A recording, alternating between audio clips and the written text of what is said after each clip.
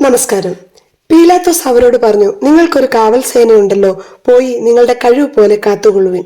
അവർ പോയി കല്ലിന് മുദ്രവെച്ച് കാവൽക്കാരെ നിർത്തി കല്ലറ ഭദ്രമാക്കി. മത്തായിയുടെ സുവിശേഷം 27 അധ്യായം 65-66 തിരുവചനങ്ങൾ. ശൂന്യമായ കല്ലറ. അവൻ എവിടെയില്ല, പറഞ്ഞിരുന്നത് പോലെ ഉയർത്തെഴുന്നേറ്റിരിക്കുന്നു. മത്തായിയുടെ സുവിശേഷം 28 അധ്യായം 6 വാക്യം. സന്ദേശവാഹകരായ മാലാഖമാർ ഇന്നും ഈ രക്ഷാകര സത്യം അറിയിച്ച് യാത്ര തുടരുന്നു. അവൻ ഉയർത്തിരിക്കുന്നു. ശൂന്യത നൽകുന്ന പ്രത്യാശയാണ് ഈസ്റ്ററിന്റെ സവിശേഷത. ശൂന്യത പലപ്പോഴും നിരാശയുടെയും നിരർത്ഥകതയുടെയും പ്രതീകമാകാറുണ്ട്. എന്നാൽ ഒരു കല്ലറയുടെ ശൂന്യത സൃഷ്ടപ്രപഞ്ചത്തിന്റെ മുഴുവൻ പ്രത്യാശയായി മാറിയ ദിനമാണ് ഉത്ഥാന തിരുനാൾ. എല്ലാ ഇല്ലായ്മകളും നിരാശപ്പെടാനുള്ള കാരണങ്ങളല്ല. ചില ഇല്ലായ്മകൾ ദൈവിക പ്രത്യാശയുടെ കവാടങ്ങളാണെന്ന ഓർമ്മപ്പെടുത്തലോടെയാണ് ഈസ്റ്റർ കടന്നു വരുന്നത്. നമ്മുടെ ജീവിതത്തിന്റെ ശൂന്യതകളിൽ ക്രിസ്തുവിന്റെ വെളിച്ചം നിറയ്ക്കുന്ന ഈസ്റ്റർ മംഗളങ്ങൾ. വിശുദ്ധ ആഗസ്തീനോസ് ഈസ്റ്ററിന്റെ രക്ഷാസന്ദേശം അവതരിപ്പിക്കുന്നത് പൗരാണിക ആഫ്രിക്കയിലെ ഒരു പഴങ്കഥയെ പ്രയോജനപ്പെടുത്തിക്കൊണ്ടാണ്. ഒരു നാൾ ഒരു കർഷകൻ തന്റെ ഏക സമ്പാദ്യമായ ഒരു സ്വർണ്ണ നാണയവുമായി ചന്തയിലേക്ക് പോകുകയായിരുന്നു. എതിരെ വരുന്ന വികൃതി കുട്ടിയുടെ കയ്യിലെ കിളിക്കൂട്ടിൽ 5-6 കാട്ടുപക്ഷികളെ കണ്ട കർഷകന് കൗതുകമായി. നീ ഇവയെ എന്ത് ചെയ്യാൻ പോകുക?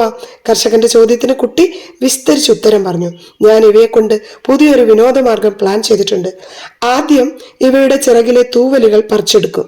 പറക്കാനാകാത്ത വിധം അവയുടെ വിരലുകളും മുറിക്കും. അതോടെ അവ ഓടി രക്ഷപ്പെടാനും കഴിയാത്തവരാകും. തുടർന്ന് വീട്ടിലെ കരിമ്പൂച്ചകൾക്ക് അവയെ പീഡനത്തിനായി വിട്ടുകൊടുക്കും. പൂച്ചകൾക്ക് മുന്നിലെ അവയുടെ മരണവെപ്രാളം നല്ലൊരു കാഴ്ചയായിരിക്കും. കുട്ടിയുടെ ക്രൂര വിനോദത്തിൽ നിന്ന് പക്ഷികളെ രക്ഷിക്കാൻ ഒരുപാട് വിലപേശി അവസാനം തന്റെ ഏക സമ്പാദ്യമായ സ്വർണ്ണ നാണയം കൊടുത്ത് പക്ഷികളെ വാങ്ങി ആ കർഷകൻ അവയെ സ്വതന്ത്രരാക്കി. തങ്ങളുടെ സ്വാതന്ത്ര്യത്തിന് നൽകപ്പെട്ട വില പക്ഷികൾക്ക് മനസ്സിലായില്ല. അവ സ്വതന്ത്രമായി പറന്നുപോയി. സമാനമായിട്ടാണ് ആഗസ്തീനോസ് പുണ്യവാൻ രക്ഷാകര ചരിത്രം വിശദീകരിക്കുന്നത്. പാപം മൂലം പിശാചിന്റെ പിടിയിലായ മനുഷ്യകുലത്തിന്റെ ദൈന്യതയും അവരെ കാത്തിരിക്കുന്ന ദുരന്തവും കണ്ട് മനസ്സലിഞ്ഞ ദൈവം ഏദൻ തോട്ടത്തിൽ വെച്ച് പിശാചിനോട് ചോദിച്ചത്രേ, എന്റെ ജനത്തെ നീ എന്തിനാണ് അടിമകളാക്കിയിരിക്കുന്നത്? മനുഷ്യന്റെ ദുരന്തവും സർവനാശവും കണ്ട് ആനന്ദിക്കാൻ എന്നതായിരുന്നു പിശാചിന്റെ മറുപടി. മനുഷ്യവംശത്തെ വീണ്ടെടുക്കാൻ ദൈവം പിശാചിന് നഷ്ടപരിഹാരം നൽകാമെന്നറ്റപ്പോൾ പിശാച് ചോദിച്ച നഷ്ടപരിഹാരം വളരെ അമൂല്യമായിരുന്നു. നിന്റെ ഏകജാതന്റെ ചോരയും ജീവനും വിലയായി തന്നാൽ ഞാൻ മനുഷ്യകുലത്തെ സ്വതന്ത്രമാക്കാം. പിശാചിനെ അമ്പരപ്പിച്ചുകൊണ്ട് ദൈവം ഈ നഷ്ടപരിഹാരം നൽകാൻ തയ്യാറായി. അതാണ് ക്രിസ്തുവിന്റെ ഉത്ഥാനത്തിലൂടെ പൂർത്തീകരിക്കപ്പെടുന്ന സത്യം. നമുക്കറിയാം, 4 സുവിശേഷകന്മാരും ഉത്ഥാന വിവരണം ആരംഭിക്കുന്നത് കല്ലറ തേടുന്ന സ്ത്രീകളുടെ കഥ പറഞ്ഞുകൊണ്ടാണ്. ആ സ്ത്രീകളുടെ ജീവിതത്തിന്റെ വിളക്ക് അണഞ്ഞതിനാൽ അവരുടെ മുഖം മ്ലാനമായിരുന്നു. സ്വരം നേർത്ത് മൗനത്തോളം എത്തിയിരുന്നു. ഭയം അവരെ വിഴുങ്ങിക്കളഞ്ഞിരുന്നു. എങ്കിലും അവർ കല്ലറ തേടാൻ മാത്രം സ്നേഹമുള്ളവരായിരുന്നു. ക്രിസ്തുവിനോടുള്ള സ്നേഹം എല്ലാ പ്രതികൂല സാഹചര്യങ്ങളിലും നമുക്ക് ദിശാസൂചികയായി വർത്തിക്കുന്നു. ദൈവസ്നേഹത്താൽ നിറയുമ്പോൾ എല്ലാ പ്രതികൂലങ്ങളും അനുകൂലങ്ങളാകും എന്നതിന്റെ സാക്ഷ്യമാണ് ഈ സ്ത്രീകൾ. ദൈവത്തെ തേടാൻ തടസ്സമായി നാം പറയുന്ന കാരണങ്ങളൊക്കെയും അടിസ്ഥാനരഹിതങ്ങളാണ്. നമ്മിൽ ദൈവസ്നേഹമില്ല എന്നതാണ് യഥാർത്ഥ കാരണം. കല്ലറയ്ക്കപ്പുറം പ്രത്യാശയില്ലാത്തവരായിരുന്നു ഈ സ്ത്രീകൾ. കല്ലറ കാണുക, അത് നോക്കി മതിവരുവോളം കരയുക, തുടർന്ന് തിരിച്ചു പോവുക, ഈ അഭ്യാസം സാധിക്കുന്നിടത്തോളം തുടരുക എന്നതായിരുന്നു അവരുടെ ആധ്യാത്മികത. കല്ലറയ്ക്ക് ചുറ്റും ജീവിക്കുന്ന ആധ്യാത്മികതയാണിത്. ജീവനേക്കാൾ മരണത്തെ പ്രണയിക്കുന്ന, സഹപ്രവർത്തകരെക്കാൾ രക്തസാക്ഷികളെ ഇഷ്ടപ്പെടുന്ന, ബലിജീവിതത്തെക്കാൾ ബലികുടീരങ്ങളെ താലോലിക്കുന്ന ശൈലിയാണിത്. കല്ലറയ്ക്കപ്പുറത്തേക്ക് കണ്ണു നീട്ടാനുള്ള ആഹ്വാനമാണ് ക്രിസ്തു നൽകുന്നത്. തകർച്ചയുടെ സ്മാരകങ്ങളിൽ നിത്യേന വിളക്ക് വെക്കുന്ന ആധ്യാത്മികതയല്ല ക്രിസ്തീയത. ഹൃദയത്തിൽ ഒരുപാട് കല്ലറകളെ താലോലിക്കുന്നവരാണ് നാം. കല്ലറ പൊളിക്കാനാണ് ക്രിസ്തു ആവശ്യപ്പെടുന്നത്. ജീവിക്കുന്നവനെ മരിച്ചവരുടെ ഇടയിൽ തേടുന്നതിന്റെ നിരർത്ഥകതയാണ് അത് വെളിപ്പെടുത്തുന്നത്. ഓരോ തുള്ളി കണ്ണീരിനെയും പ്രത്യാശയുടെ തുഷാര ബിന്ദുക്കളാക്കുന്ന ദൈവശക്തിയുടെ പ്രകാശനമാണ് ഈസ്റ്റർ. ആരും ഇനിമേൽ ഒരു ദുഃഖത്തെയും നഷ്ടത്തെയും കുറിച്ച് ഓർത്ത് നിരാശപ്പെടരുത് എന്ന ദൈവത്തിന്റെ വെളിപ്പാടാണ് ഈസ്റ്റർ. നിരാശയുടെ കല്ലറകളെ ദൈവപുത്രൻ തുറക്കുമ്പോൾ അവ പ്രത്യാശയുടെ പ്രകാശനത്തിന് പ്രഭവ സ്ഥാനങ്ങളാകും. ഉദ്ധിതൻ തന്റെ ശക്തി വെളിപ്പെടുത്തുമ്പോൾ എല്ലാം തലകീഴായി മറിയുകയാണ്. അതുവരെയും കല്ലറയായിരുന്നു യാഥാർത്ഥ്യം, കാവൽക്കാരായിരുന്നു ശക്തർ, പീലാത്തോസിന്റെയും കയ്യാഫാസിന്റെയും കൽപ്പനകളായിരുന്നു അവസാന വാക്ക്. എന്നാൽ ഇപ്പോൾ മുതൽ ഉദ്ധിതനാണ് യാഥാർത്ഥ്യം. കാവൽക്കാർ ഭയചകിതരായി മരിച്ചവരെ പോലെയായി. പീലാത്തോസും കയ്യാഫാസും വെറും കാഴ്ചക്കാരായി. സമാനമായ ഉദ്ധാന അനുഭവം നാം ഓരോരുത്തരും സ്വന്തമാക്കുന്നതാണ് രക്ഷയുടെ അനുഭവം. നമ്മുടെ ജീവിതത്തിന്റെ കല്ലറകളെ അവന്റെ ശക്തിയുടെ വെളിപ്പെടുത്തലിനായി സമർപ്പിക്കാനുള്ള നാളാണ് ഈസ്റ്റർ. സ്ത്രീകൾ തുടർന്ന് കാണുന്നത് ശൂന്യമായ കല്ലറയും മാലാഖയെയുമാണ്. മാലാഖ പറയുന്നത് പുതിയ ജീവിതത്തിന്റെ സന്ദേശമാണ്.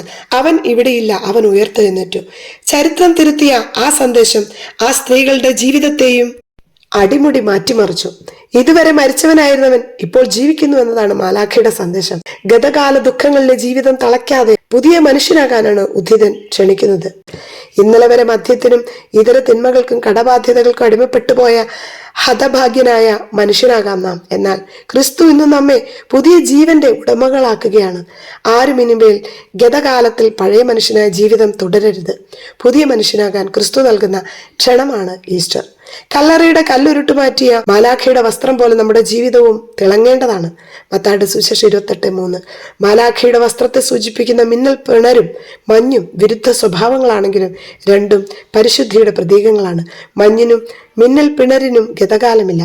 ഗതകാലത്തിൽ ജീവിക്കുന്നവർക്ക് ഉത്ഥാന രഹസ്യം മനസ്സിലാക്കാനാവില്ല. പ്രിയപ്പെട്ടവരെ, ഉദ്ധിതന്റെ ശരീരത്തിലെ ഉണങ്ങാത്ത മുറിവുകൾ ശിഷ്യരുടെ ജീവിതത്തിലെ ഇനിയും തുടരുന്ന അവിശ്വാസത്തിന്റെ ഓർമ്മപ്പെടുത്തലുകളാണ്.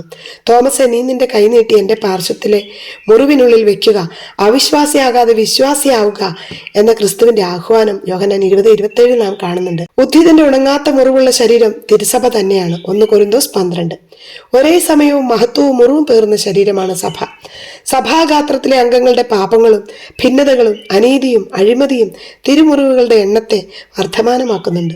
ഉദ്ധിത ശരീരത്തിലെ മുറിവുകൾ ഉണക്കപ്പെടുന്നത് നമ്മുടെ വ്യക്തിജീവിതങ്ങളുടെ വിശുദ്ധീകരണത്തിലൂടെയാണ് എന്ന സത്യം മറക്കാതിരിക്കാം. മുറിവേറ്റവന്റെ മുറിപ്പാടുകളെ ഉണക്കാനുള്ള തീരുമാനമാണ് ഈസ്റ്ററിന്റെ എൻ്റെ പ്രത്യുത്തരവും പുണ്യവും. മനോഹരമായ ഒരു നാടോടി കഥയുണ്ട്. ക്രിസ്തുവിന്റെ ഉത്ഥാന ഫലം മനുഷ്യകുലത്തിന് പ്രയോജനകരമാകാതിരിക്കാൻ സാത്താൻ ഒരുക്കിയ കെണിയെക്കുറിച്ചുള്ള ഒരു നാടോടി കഥ. അതിപ്രകാരമാണ്: ഈശോ വീണ്ടെടുത്ത അജഗണങ്ങളെ നയിക്കാൻ വെള്ളവും അഗ്നിയും സത്യവും നിയോഗിക്കപ്പെട്ടു. എന്നാൽ നാലാമനായി നുണയും വല്ലപ്പോഴും ഇവരോട് ചേർന്നിരുന്നു. ഒരു നാൾ നുണ വെള്ളത്തോട് പറഞ്ഞു, നീ പരിശ്രമിച്ചാൽ അഗ്നിയെ ഇല്ലാതാക്കാം. അജഗണത്തിൽ അവന്റെ ഓഹരി കൂടി നമുക്ക് ലഭിക്കും. പ്രലോഭിതനായ വെള്ളം അഗ്നിയെ സമീപിച്ച് ആഞ്ഞടിച്ചു. സാവകാശം അഗ്നി അണഞ്ഞുപോയി.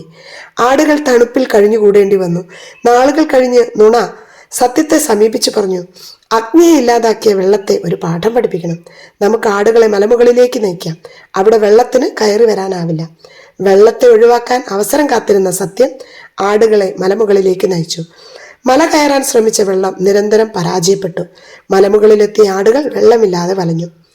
നേതൃത്വത്തിലെ ഭിന്നത എന്നും ദോഷകരമായി ബാധിക്കുന്നത് ആടുകളെയാണ്. നുണ ആടുകളോട് പറഞ്ഞു, നമുക്ക് അഗ്നിയും വെള്ളവും നഷ്ടമാക്കിയത് സത്യമാണ്, അവനെ പാഠം പഠിപ്പിക്കണം. ആടുകൾ സത്യത്തിനെതിരെ തിരിഞ്ഞു.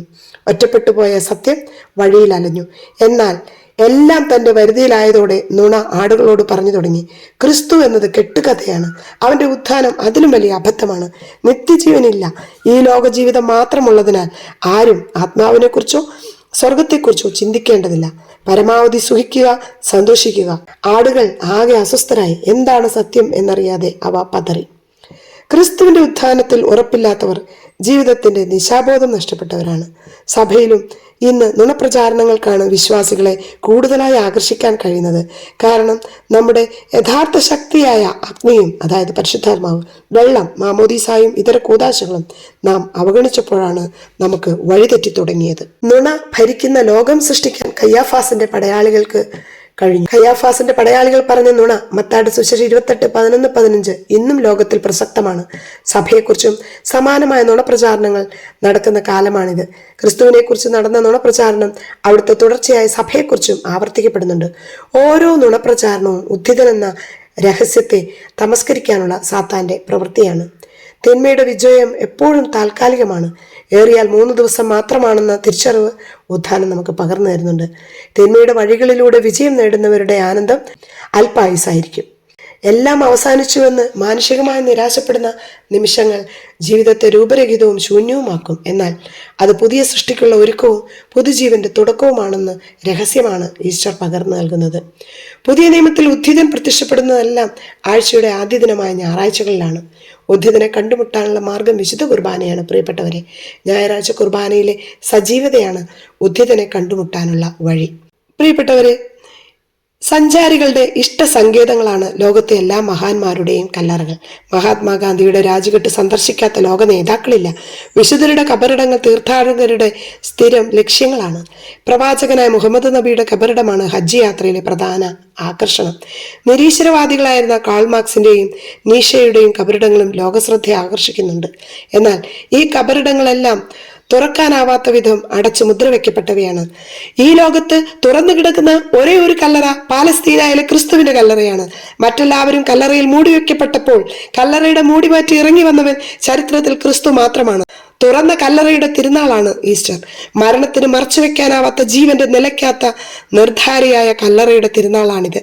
മറ്റെല്ലാവരിലും നിന്ന് ഈശോയെ വ്യതിരിക്തനാക്കുന്നവയിൽ അവന്റെ കല്ലറയുടെ തനിമയ്ക്കും പ്രത്യേകതയുണ്ട്. അതുകൊണ്ട് തന്നെയാണ് ഉത്ഥാന വിവരണങ്ങൾ ശൂന്യമായ കല്ലറയെ ചൂണ്ടിക്കാട്ടിക്കൊണ്ട് ആരംഭിക്കുന്നത്.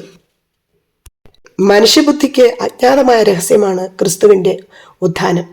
മനുഷ്യജീവിതത്തിന്റെ യഥാർത്ഥ അർത്ഥം വെളിപ്പെടുത്തുന്ന രഹസ്യമായിട്ടും അവൻ ഉയർത്തില്ല എന്ന് വിശ്വസിക്കാനാണ് മനുഷ്യന് താല്പര്യം. പ്രസിദ്ധ IT കമ്പനിയായ ആപ്പിളിന്റെ പുതിയ കലണ്ടറിൽ നിന്ന് ദുഃഖവെള്ളിയും ഈസ്റ്ററും ഒഴിവാക്കിയത് നാം വായിച്ചതാണല്ലോ. ഭാരതത്തിന്റെ മതേതര സർക്കാർ ദുഃഖവെള്ളിയുടെ അവധി അവസാനിപ്പിക്കാനും ഈസ്റ്റർ ഞായറിൽ മത്സര പരീക്ഷ നടത്താനും വ്യഗ്രത കാട്ടുന്നതും നാം കണ്ടു കഴിഞ്ഞു.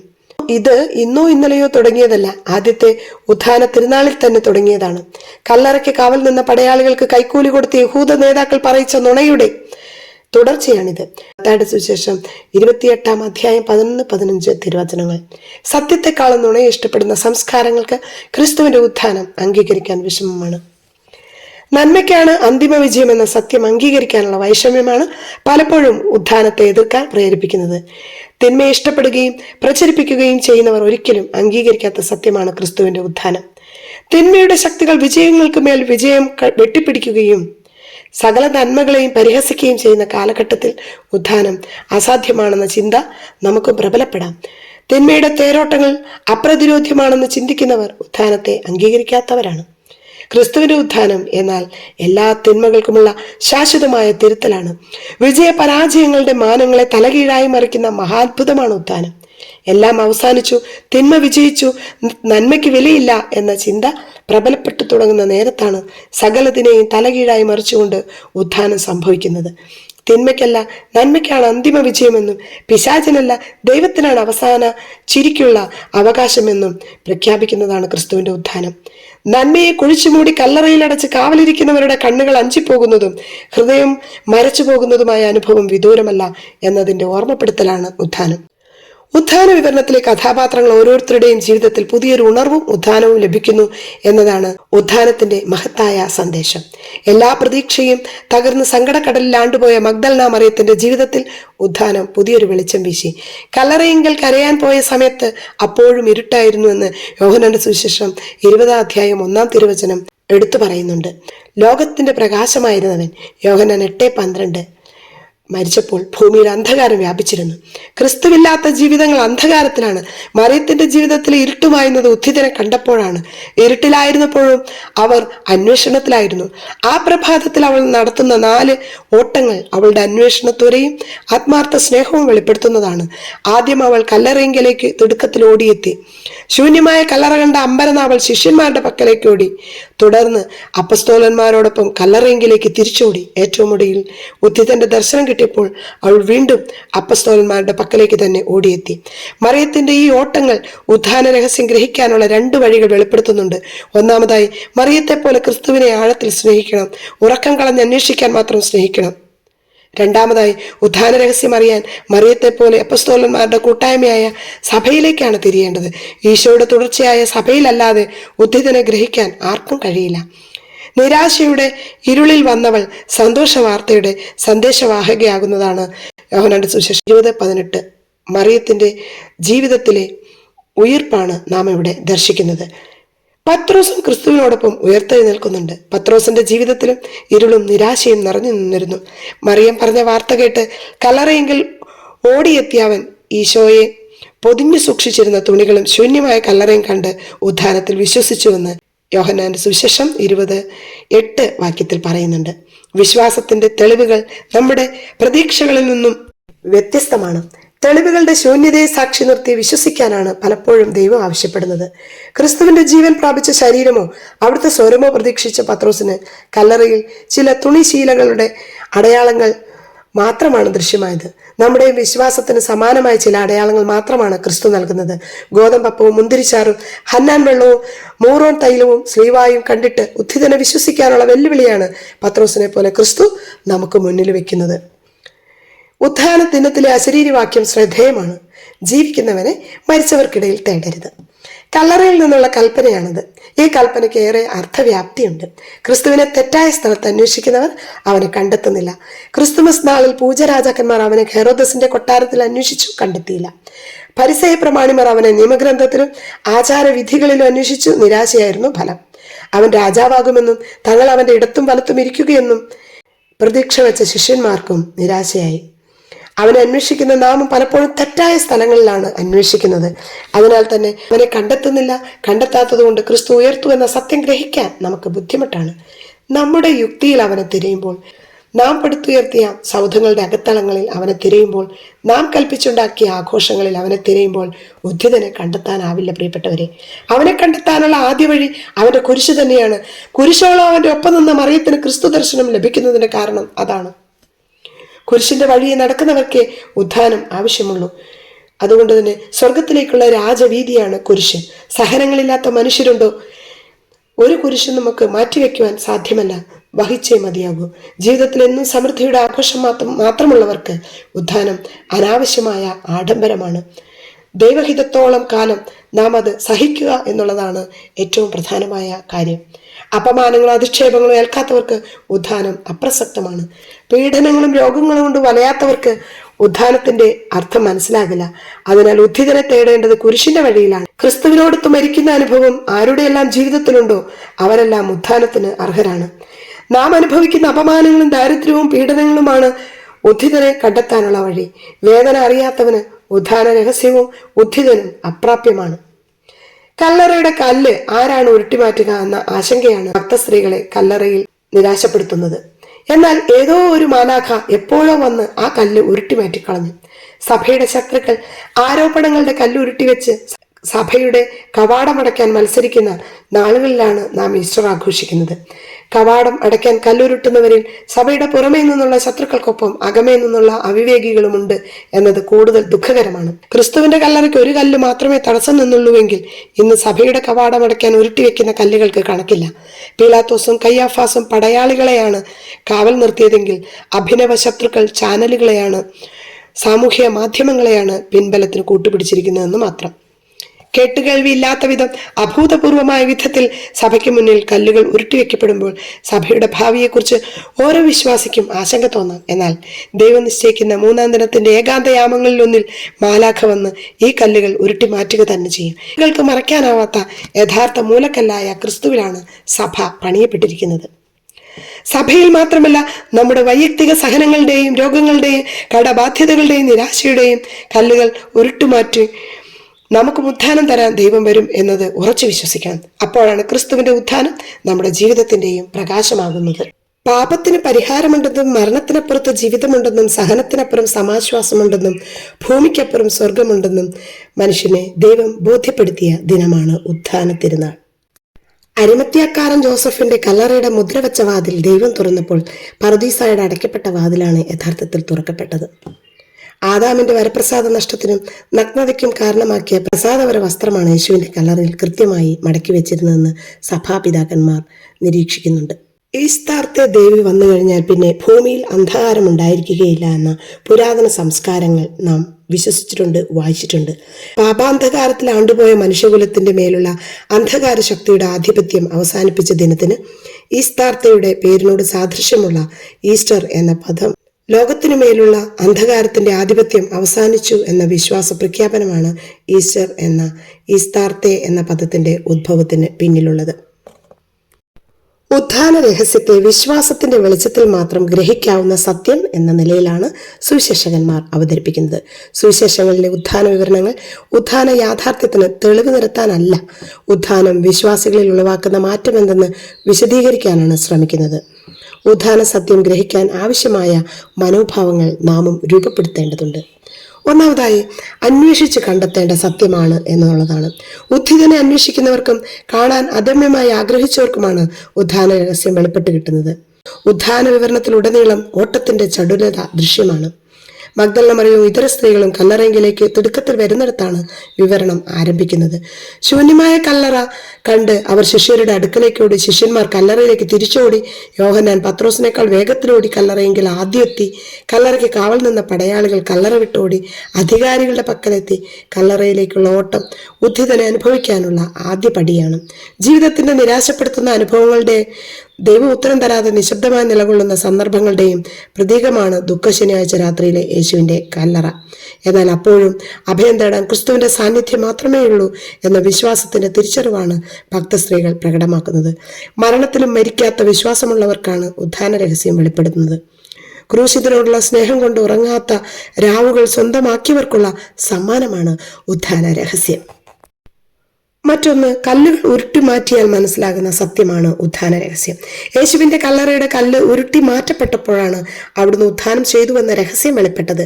കല്ല് മാറ്റപ്പെടുന്നത് വരെ പ്രസ്തുത കല്ലറ മരണത്തിന്റെയും നിരാശയുടെയും നന്മയുടെ പരാജയത്തിന്റെയും നീതിയുടെ നിരർത്ഥകതയുടെയും പ്രതീകമായിരുന്നു. എന്നാൽ കല്ല് മാറ്റപ്പെട്ടപ്പോൾ കാര്യങ്ങൾ കീഴ്മേൽ മറിഞ്ഞു. തിന്മയ്ക്ക് ശാശ്വതമായി വിജയിക്കാനാവില്ലെന്നും പിശാചിനു ദൈവത്തെ തോൽപ്പിക്കാനാവില്ലെന്നും മരണത്തിനപ്പുറത്ത് ജീവിതമുണ്ടെന്നും വെളിപ്പെട്ടു. ഈ ലോകത്തു നിന്നും പരലോകത്തിലേക്കുള്ള വാതായനമായിരുന്നു ആ കല്ല്. നമ്മുടെ ജീവിതത്തിന്റെ ദൈവാനുഭവങ്ങളെ തടസ്സപ്പെടുത്തുന്ന ചില കല്ലുകളുണ്ടല്ലോ. അവിശ്വാസത്തിന്റെയും ദ്രവ്യാഗ്രഹത്തിന്റെയും അശുദ്ധിയുടെയും തഴക്കദോഷങ്ങളുടെയും പാറക്കല്ലുകൾ നമ്മെ ഉത്ഥാന രഹസ്യത്തിൽ നിന്ന് അകറ്റി നിർത്തുന്നുണ്ടോ? പരിശോധിക്കാം. പാപത്തിന്റെ ബന്ധനങ്ങൾ ഉരുട്ടി മാറ്റും വരെ ഉത്ഥാന രഹസ്യം നമുക്ക് അജ്ഞാതമായി നിലകൊള്ളും. കല്ല് ഉരുട്ടി മാറ്റണമെന്ന് ആഗ്രഹിക്കുന്നവർക്കായി ദൈവം മാലാഖയെ അയച്ച് സഹായിക്കുമെന്നത് സത്യമാണ്. മാലാഖമാർ കല്ലുകൾ ഉരുട്ടി മാറ്റാൻ സദാ സജ്ജരാണ് എന്നതാണ്. എന്നാൽ പ്രസ്തുത കല്ലുകളെ യഥാർത്ഥത്തിൽ എടുത്തു മാറ്റാൻ നമുക്ക് ആഗ്രഹം വേണം. ഈ കല്ലുരുട്ടി മാറ്റലാണ് പെസഹ കാലത്ത് നിർബന്ധമായും ചെയ്യേണ്ട കുമ്പസാരം. മറ്റൊന്ന്, കല്ലറയ്ക്കുള്ളിൽ പ്രവേശിച്ച് ഗ്രഹിക്കേണ്ട സത്യമാണ് ഉത്ഥാനം. ഫ്രാൻസിസ് മാർപ്പാപ്പയുടെ ഈസ്റ്റർ സന്ദേശത്തിൽ കല്ലറയ്ക്കുള്ളിൽ പ്രവേശിച്ച് ഗ്രഹിക്കേണ്ട സത്യമായിട്ടാണ് ഉത്ഥാനത്തെ അവതരിപ്പിക്കുന്നത്. കല്ലറയ്ക്കുള്ളിൽ പ്രവേശിച്ച് കണ്ടു വിശ്വസിക്കുന്ന സത്യമായിട്ടാണ് യോഹന്നാന്റെ സുവിശേഷം 20:8 തിരുവചനത്തിൽ ഉത്ഥാന രഹസ്യം അവതരിപ്പിക്കപ്പെടുന്നത്. പുറമേ നിന്ന് നോക്കുന്നവർക്ക് ഉത്ഥാനം ഒരു മിഥ്യയായി തോന്നാം. ഈ ലോകം ഒന്നും വിശ്വസിക്കാൻ ഇഷ്ടപ്പെടാത്ത അവസ്ഥയിലാണ്.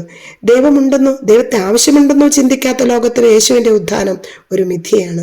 കല്ലറയ്ക്കുള്ളിൽ കടക്കുമ്പോൾ ദൈവത്തിന്റെ വാചാലമായ മൗനം നമ്മോട് സംസാരിച്ചു തുടങ്ങും.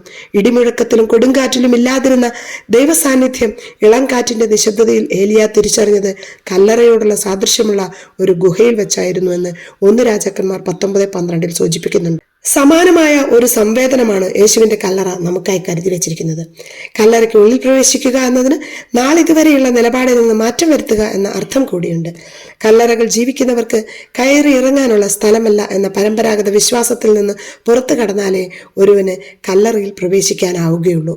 നമ്മുടെ ബൗദ്ധിക വലയങ്ങൾക്ക് വെളിയിലിറങ്ങാനും സാമാന്യയുക്തിയുടെ സുരക്ഷിത ലാവണങ്ങൾ വെടിയാനും തയ്യാറാകുമ്പോഴാണ് ഉത്ഥാന രഹസ്യം വെളിവാകുന്നത്.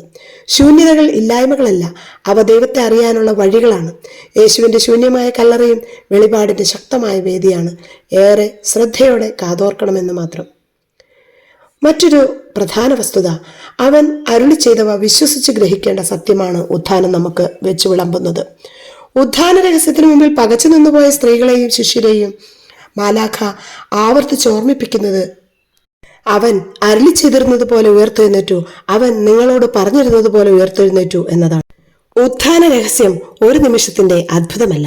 പറുദീസായിലെ മനുഷ്യന്റെ പതനത്തോടെ ദൈവം ആരംഭം കുറിച്ച രക്ഷാപദ്ധതിയുടെ പൂർത്തീകരണമാണ് ഉത്ഥാനം.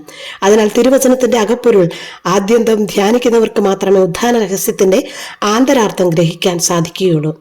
മറ്റൊരു ഭാഷയിൽ പറഞ്ഞാൽ വെളിപ്പെടുത്തപ്പെട്ട ദൈവിക സത്യങ്ങളെല്ലാം സ്വീകരിക്കുകയും വിശ്വസിക്കുകയും ചെയ്യുന്നവർക്ക് മാത്രമേ ഉത്ഥാന സത്യം മനസ്സിലാകൂ. ഉത്ഥാന രഹസ്യത്തെ മാത്രമായി ആർക്കും സ്വീകരിക്കാനോ തമസ്കരിക്കാനോ സാധിക്കില്ല. മറ്റൊന്ന്, ഗലീലയിലേക്ക് മടന്നു ചെന്ന് ഗ്രഹിക്കേണ്ട സത്യമാണ് ഉത്ഥാനം എന്നുള്ളതാണ്. ഉത്ഥാനം ചെയ്ത ഈശോ ശിഷ്യരോട് പറയുന്നത് ഗലീലയിലേക്ക് മടങ്ങാനാണ്. ശിഷ്യർ യേശുവിനെ ആദ്യമായി കണ്ടുമുട്ടിയതും അനുഗമിച്ചു തുടങ്ങിയതും ഗലീലയിൽ വെച്ചാണ്. പ്രസ്തുത ഗലീലയിലേക്ക് തിരിച്ചു പോകാനാണ് യേശു ആവശ്യപ്പെടുന്നത്. അതായത് എല്ലാം പുതുതായി ആരംഭിക്കാനാണ് നിർദ്ദേശിക്കുന്നത്. ഉത്ഥാന രഹസ്യത്തിന്റെ വെളിച്ചത്തിൽ ജീവിതത്തെ സമഗ്രമായ ഒരു പുനർവായനയ്ക്ക് നാമും വിധേയമാക്കേണ്ടതുണ്ട്. അതാണ് യേശു ശിഷ്യരോട് ആവശ്യപ്പെടുന്നത്. നമ്മുടെ ജീവിതത്തെ ഉത്ഥാന രഹസ്യത്തിന്റെ വെളിച്ചത്തിൽ പുനർവായിക്കാൻ ആവശ്യപ്പെടുമ്പോൾ, ഉത്ഥാന വെളിച്ചത്തിൽ കാൽവരിയെ പുനർവായിക്കുമ്പോൾ സഹനത്തിന്റെ രക്ഷാകരമായ അർത്ഥം മനസ്സിലാക്കാനാവും. ഉത്ഥാന വെളിച്ചത്തിൽ വായിക്കുമ്പോൾ അവിടുത്തെ പ്രബോധനങ്ങൾക്ക് നവമായ അർത്ഥമാനങ്ങൾ കൈവരും. ഈ കല്ലറയുടെ പ്രകാശത്തിൽ പുനർവായിക്കുമ്പോൾ നാം കടന്നു പോകുന്ന വഴിത്താരകളിലെ സഹനത്തിനും രോഗത്തിനും ഒറ്റപ്പെടലിനും കുറ്റപ്പെടുത്തലിനും പുതിയ അർത്ഥതലങ്ങൾ കൈവരുന്നു. നമ്മുടെ ജീവിതത്തിന്റെ ഗലീലി നമ്മുടെ മാമോദീസായാണ്. നാം യേശുവിനെ ആദ്യമായി കണ്ടുമുട്ടിയ നാൾ മുതൽ ഇന്നോളമുള്ള ജീവിതത്തെ പുനർവായിക്കുമ്പോൾ പലതിനും പുതിയ അർത്ഥതലങ്ങൾ ലഭിക്കുന്നു. നഷ്ടങ്ങളെന്ന് കരുതി നിരാശപ്പെട്ടവ ലാഭകരമായ നിക്ഷേപമെന്ന് തിരിച്ചറിയുന്നു. തകർച്ചകളെന്ന് കരുതിയവ ഉയർച്ചകളായിരുന്നെന്നും നേട്ടങ്ങളെന്ന് കരുതിയവ നഷ്ടങ്ങളായിരുന്നെന്നും നാം തിരിച്ചറിയുന്നത് ഉത്ഥാന വെളിച്ചത്തിലെ പുനർവായനയിലാണ്. ശരീരത്തോടെയുള്ള ഈശോയുടെ ഉത്ഥാനം നമ്മുടെ ശരീരങ്ങളും ഉയർപ്പിക്കപ്പെടുന്നതിന്റെ അടയാളമാണ്. പ്രിയപ്പെട്ടവരെ, ഉദ്ധിത ശരീരത്തിന് സ്ഥലകാല പരിമിതികൾ ഉണ്ടായിരിക്കില്ല.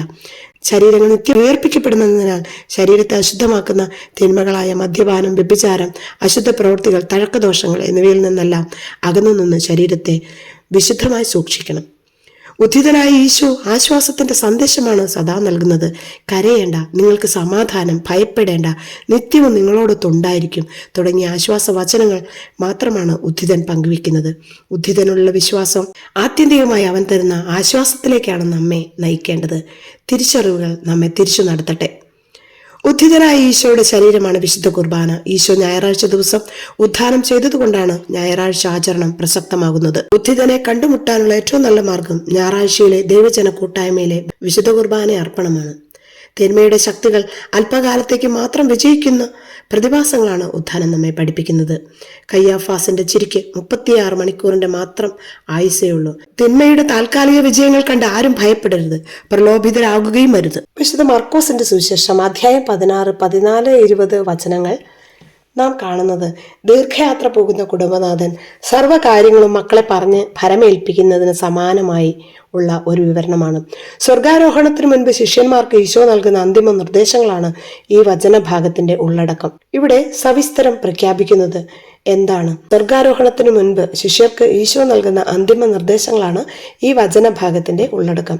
തന്റെ ഉത്ഥാനത്തെ അവിശ്വസിച്ചവരെ ശാസിക്കുകയും അതീവ കാരുണ്യത്തോടെ ഉത്ഥാന രഹസ്യം വീണ്ടും പഠിപ്പിക്കുകയും ചെയ്യുന്ന ക്രിസ്തുവിനെയാണ് സുവിശേഷം പരിചയപ്പെടുത്തുന്നത്. എത്രമാത്രം പഠിപ്പിച്ചിട്ടും പഠിക്കാത്ത, എത്രമേൽ തിരുത്തിയിട്ടും നേർവഴിയിൽ എത്താത്തവരോടുള്ള ക്രിസ്തുവിന്റെ അചഞ്ചലമായ സ്നേഹമാണ് അവസാന നിമിഷത്തിലും അവിടുന്ന് പ്രകടമാക്കുന്നത്. ഒരിക്കലും നിരാശനാകാത്ത അധ്യാപകനും സുഹൃത്തുമാണ് ക്രിസ്തു. 2 വട്ടം തിരുത്തിയിട്ടും ശരിയാക്കാത്തവരെ എന്നേക്കുമായി എഴുതി തള്ളുന്ന നമുക്ക് മനസ്സിലാക്കാനാവാത്ത അകലത്തിലാണ് ക്രിസ്തു നിലകൊള്ളുന്നത്. അവിശ്വാസം അപകടകരമാണ്. അത് പാപത്തെക്കാൾ ഭയാനകമാണ്. വിശ്വാസമുള്ളവന് ഏത് വിശ്വാസത്തിൽ നിന്നും രക്ഷ പ്രാപിക്കാൻ കഴിയും. കുമ്പസാരക്കൂടിന്റെ നേർത്ത വലയ്ക്ക് പിന്നിൽ പാപങ്ങൾ മെഴുകുപോലെ ഉരുകിപ്പോകുന്നു. എന്നാൽ വിശ്വാസമില്ലാത്തവൻ ജീവിതത്തിൽ ഒരിക്കലും ക്രിസ്തുവിനെ കണ്ടുമുട്ടുന്നില്ല.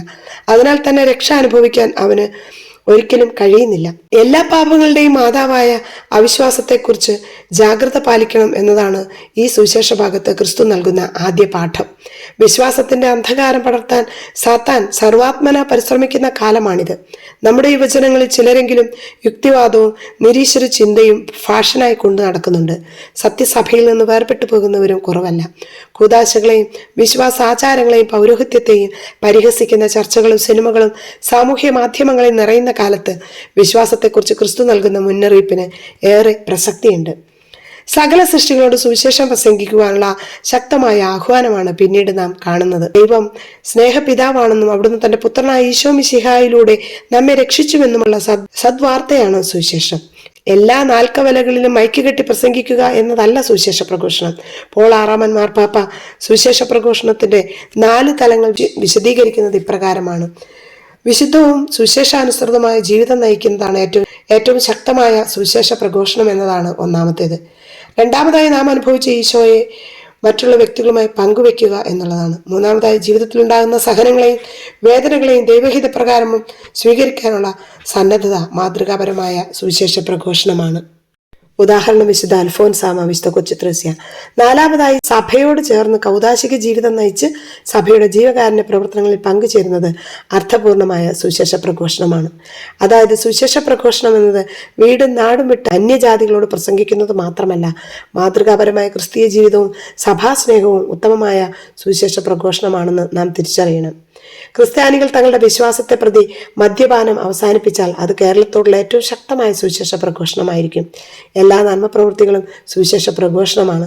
ശിഷ്യരുടെ സാക്ഷി ജീവിതം വഴി ക്രിസ്തുവിൽ വിശ്വസിക്കുന്നവരെ സ്നാനപ്പെടുത്തുക എന്ന കൽപ്പനയും ശ്രദ്ധേയമാണ്. മാമോദിസ സ്വീകരിക്കാൻ ആഗ്രഹിക്കുന്നവരെ നിയമത്തിന്റെ നൂലാമാലകൾ പറഞ്ഞ് പിന്തിരിപ്പിക്കുന്ന ഭീരുത്വം സുവിശേഷ സാക്ഷികൾക്ക് പാടില്ല എന്നുകൂടി ഈ വചനം നമ്മെ ഓർമ്മിപ്പിക്കുന്നുണ്ട്.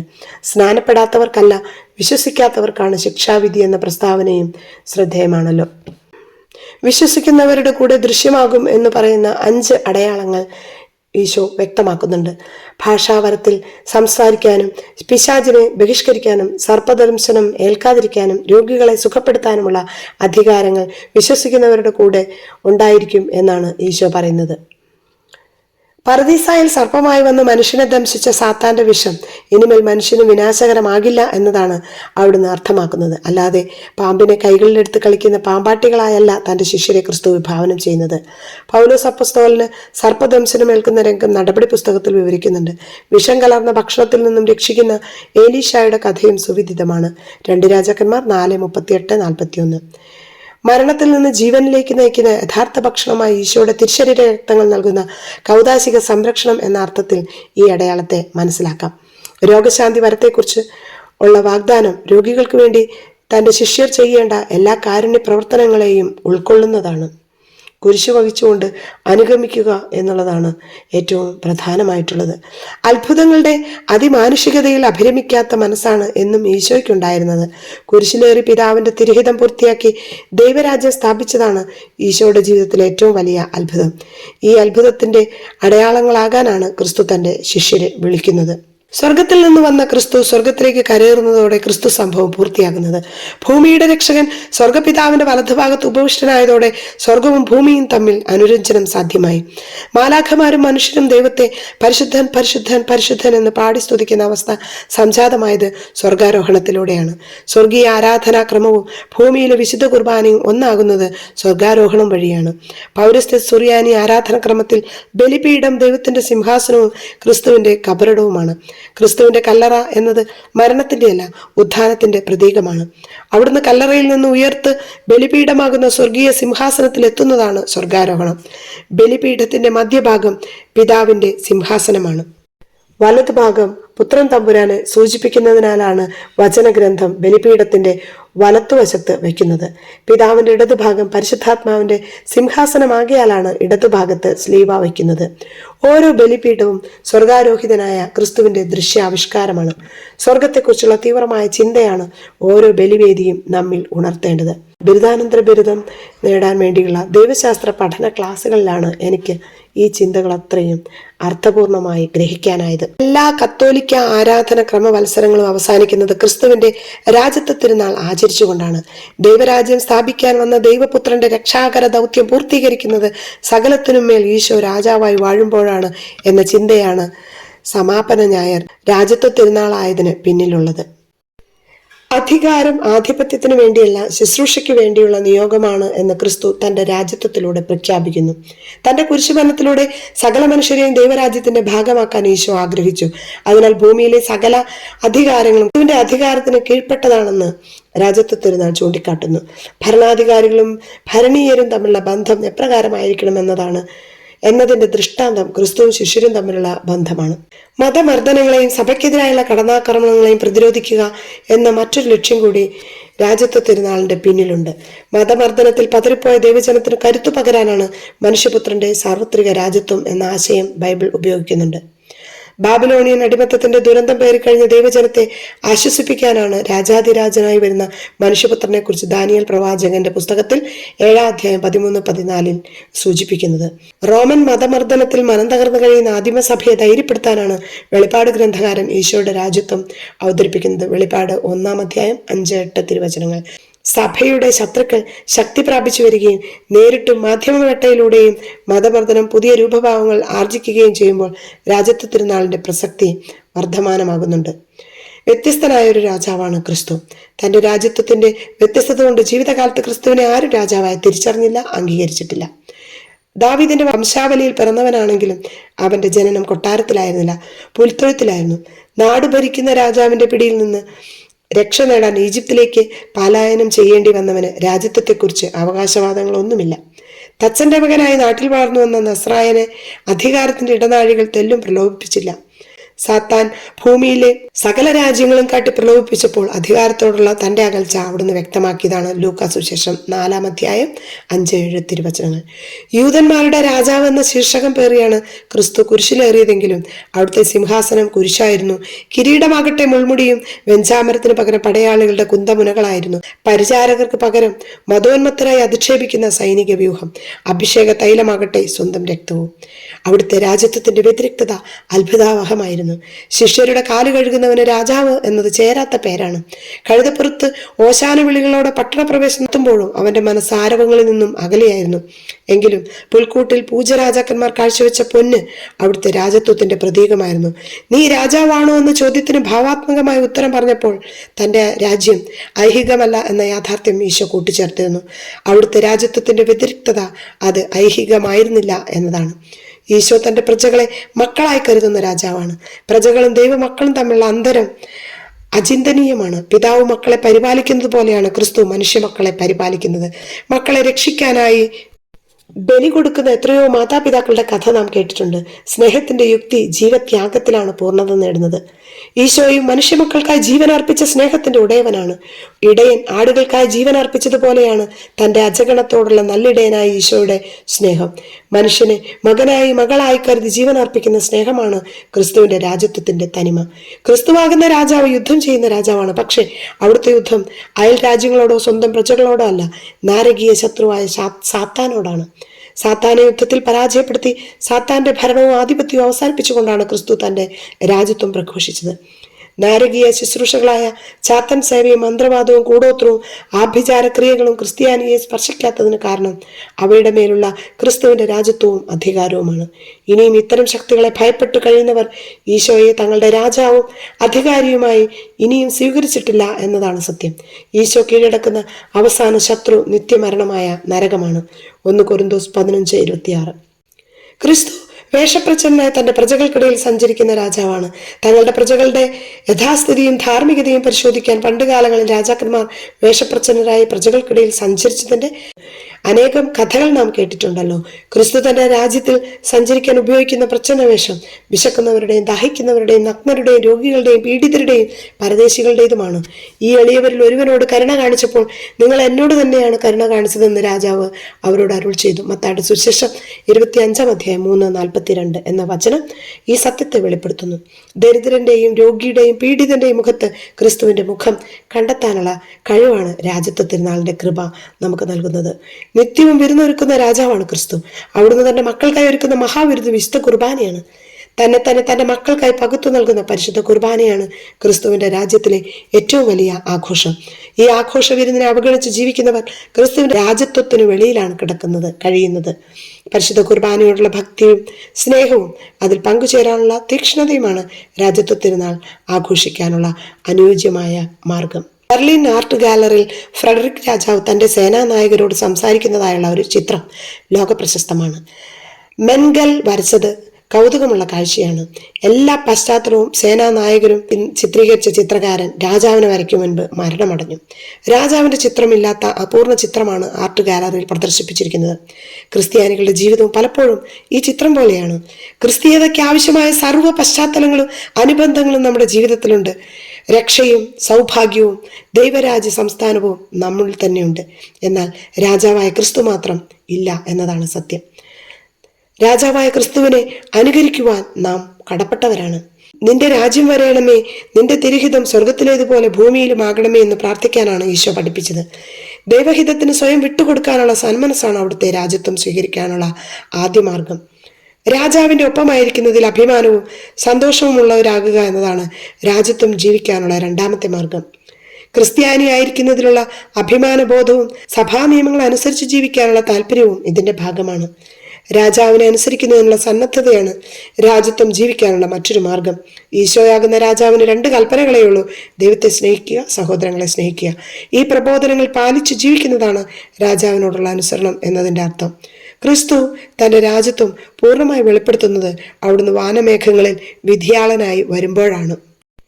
അതിനാൽ രാജാവായ ക്രിസ്തുവിന്റെ മുന്നിൽ കണക്ക് കൊടുക്കേണ്ടവരാണ് എന്ന അവബോധം രാജ്യത്വം ആഘോഷിക്കുന്നവർക്ക് അനിവാര്യമാണ്. ക്രിസ്തു എന്ന രാജാവ് വിമോചകനായ രാജാവാണ്. പാപത്തിന്റെ അടിമത്തങ്ങളിൽ നിന്നും തഴക്കദോഷങ്ങളിൽ നിന്നും അവൻ നേടിത്തന്ന വിമോചനം ജീവിതം മുഴുവൻ തുടരുമ്പോഴാണ് നാം അവിടുത്തെ രാജ്യത്വം അർത്ഥപൂർണമായി ആചരിക്കുന്നത്. മനുഷ്യപുത്രൻ ഉയർത്തപ്പെട്ടത് രക്ഷയ്ക്ക് കാരണമായി. ആരും നശിച്ചു പോകാതെ നിത്യജീവൻ പ്രാപിക്കാൻ ദൈവം ആഗ്രഹിക്കുന്നു എന്നുള്ള നിത്യസത്യം, സുവർണ നിയമം വചനം നമുക്ക് പറഞ്ഞു തരുന്നുണ്ട്. ദൈവമായ ഏകജാതനിൽ വിശ്വസിക്കുക. ക്രൂശിലെ അപമാനകരമായ അനുഭവമാണ് ഈശോയുടെ ഉത്ഥാന മഹത്വത്തിന് കാരണമാകുന്നത്. അപമാനത്തിനും മഹത്വത്തിനും ഒരേ കാരണമാണെന്ന സുവിശേഷകന്റെ കണ്ടെത്തലിന് ഒരുപാട് അർത്ഥവ്യാപ്തിയുണ്ട്. ജീവിതത്തിലെ കൈപ്പേറിയ അനുഭവങ്ങളും പരാജയങ്ങളും മഹത്വത്തിലേക്കുള്ള ചവിട്ടുപടികളാണ്. പ്രിയപ്പെട്ടവരെ, നമ്മുടെ ഹൃദയഭാരങ്ങൾ അവിടുത്തെ തിരുമുമ്പിൽ നമുക്ക് സമർപ്പിക്കാം. സ്വർഗീയ ഭവനത്തിലേക്കുള്ള വഴി കണ്ടെത്താം. സ്വർഗത്തെക്കുറിച്ചുള്ള ചിന്ത കുറയുമ്പോൾ ഭൂമിയിലെ നിസാര സങ്കടങ്ങളും നഷ്ടങ്ങളും പോലും അപരിഹാര്യങ്ങളായി അനുഭവപ്പെടും. ജീവിതം ഈ ലോകം കൊണ്ട് അവസാനിക്കുവാനുള്ളതല്ല. ഈ ലോക ജീവിതത്തിന്റെ സഹനങ്ങൾക്ക് നിത്യതയിൽ ഉത്തരമുണ്ടെന്ന ബോധ്യം നഷ്ടമായാൽ പിന്നെ ശേഷിക്കുന്നത് അവകാശ സമരങ്ങളും വിവാഹമോചനങ്ങളും ദയാവധവും ഗർഭചിത്രവും ഒക്കെയാണ്.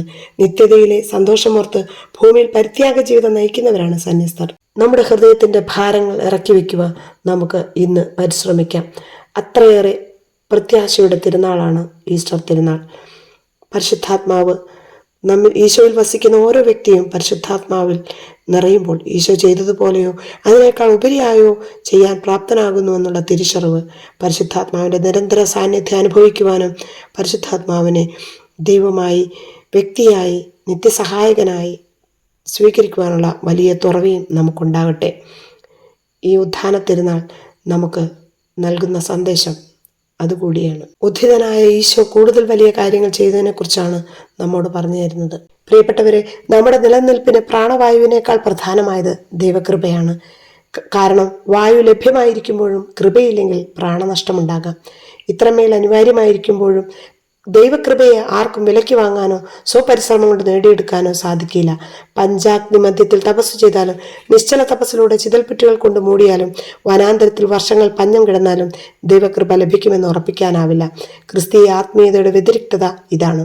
കൃപ നേടുവാനുള്ള ക്രിസ്തീയ മാർഗം എന്താണെന്നുള്ളത് വിശദീകരിക്കുന്നുണ്ട്. മാംസമായി അവതരിച്ച വചനത്തെ ദർശിക്കുക. ക്രിസ്തുവിനെ ദർശിക്കുന്നതിലൂടെ, ശ്രവിക്കുന്നതിലൂടെ, സ്വീകരിക്കുന്നതിലൂടെ കൈവരുന്ന ദൈവബോധത്തെയാണ് കൃപ എന്ന് സുവിശേഷകൻ വിളിക്കുന്നത്. കൃപയായ ക്രിസ്തുവിനെ സ്വീകരിക്കുന്നവർക്കാണ് ദൈവമക്കളാകാനുള്ള വരം ലഭിക്കുന്നതും നിത്യത സ്വന്തമാകുന്നതും. പാപത്തിന് പരിഹാരമുണ്ടെന്നും മരണത്തിനപ്പുറത്ത് ജീവിതമുണ്ടെന്നും സഹനത്തിനപ്പുറം സമാശ്വാസമുണ്ടെന്നും ഭൂമിക്കപ്പുറം സ്വർഗമുണ്ടെന്നും മനുഷ്യനെ ദൈവം ബോധ്യപ്പെടുത്തിയ ഉയർപ്പ് തിരുനാളിൻ്റെ എല്ലാ മംഗളങ്ങളും ഏവർക്കും നേരുന്നു. ആമേൻ.